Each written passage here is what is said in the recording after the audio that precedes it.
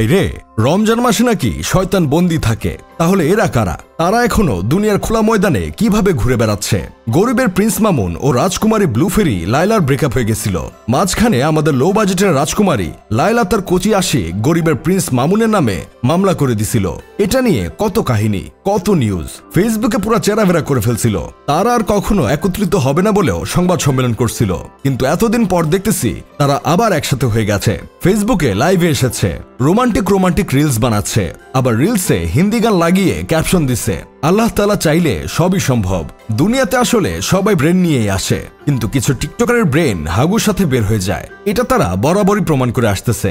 আসলে কি বলবো ভাই, জীবনে অনেক বেহায়া প্রাণী দেখছি, কিন্তু এদের মতো লজ্জা ছাড়া বেহায়া মানুষ নামক প্রাণীদের এই প্রথম দেখলাম।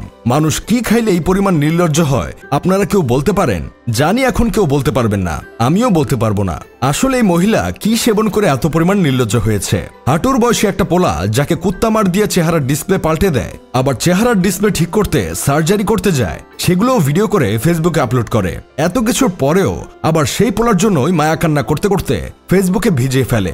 আবার মিল হয়, আবার ছাড়াছাড়ি হয়। এভাবেই চলে তাদের কাহিনী। আমাদের দেশে সাংবাদিক নামক সাংঘাতিক ভাইয়েরাও ক্যামেরা মাইক নিয়ে তাদের কাহিনী জানার জন্য ঘুরে বেড়ায়। পৃথিবীর সকল বেহায়া আর নির্লজ্জ জাতি একত্রিত করে যদি কোনো অস্কারের ব্যবস্থা করা হয়, তাহলে আমার বিশ্বাস সেই অস্কার জিতত আমাদের লো বাজেটের রাজকুমারী লায়লা।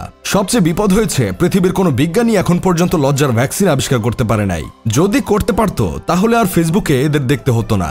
গরিবের প্রিন্স মামুন শেষবার লো বাজেটের লায়লার সাথে ব্রেকআপ করে এসে দুধ দিয়ে গোসল করে বলছিল আর জীবনে লায়লার কাছে সে ফেরত যাবে না। অন্যদিকে গরিবের রাজকুমারী লায়লা মামুন ফেরত আসবে না বলে আরেকজন বুড়িখোর পোলা ধার করে এনে ভিডিও বানানো শুরু করে, আর গরিবের প্রিন্স মামুনের নামে ধর্ষণ মামলা দিয়ে কোর্ট কাচারি করে দুজনে কোর্টে ডেট করতে থাকে। এসব দেখে মানুষ হয়তো ভাবছিল তারা আর কখনো এক হবে না, কিন্তু তারা মানুষের ভাবনার উপর হিসু করে দিয়ে আবার এক হয়ে বলতেছে এসব মামলার জন্য আমাদের দুজনেরই বিজনেস ও কন্টেন্ট বানানোর ক্ষেত্রে অসুবিধা হচ্ছে, তাই আমরা এখন থেকে আবার এক হয়ে গেলাম। গরিবের প্রিন্স মামুন বলতেছে আমি লায়লার কাছে যাইনি, লায়লাকে আমার সেলুনে নিয়ে এসেছি, তবে আমি আগের রিলেশনে ব্যাক করতেছি না, কিন্তু আমাদের ঝগড়া মিটমাট করে নিছি। ও ওর মতো থাকবে, আমি আমার মতো থাকবো। যদি ব্যাটে বলে লেগে যায় তাহলে আবার একসাথে কন্টেন্ট করব।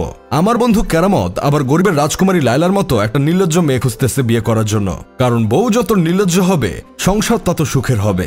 এসব দেখে তো কেউ বলতেছে টিকটকার মামুনের মনে হয় এখন টাকা ফুরিয়ে গেছে, তাই আবার সুগার মমের কাছে ফিরে এসেছে।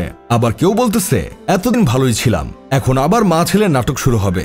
আসলে তারা মনে হয় ইচ্ছা করে এমন নাটক করে যেন আলোচনায় থাকতে পারে আর ভিউ বাণিজ্য ভালো চলে।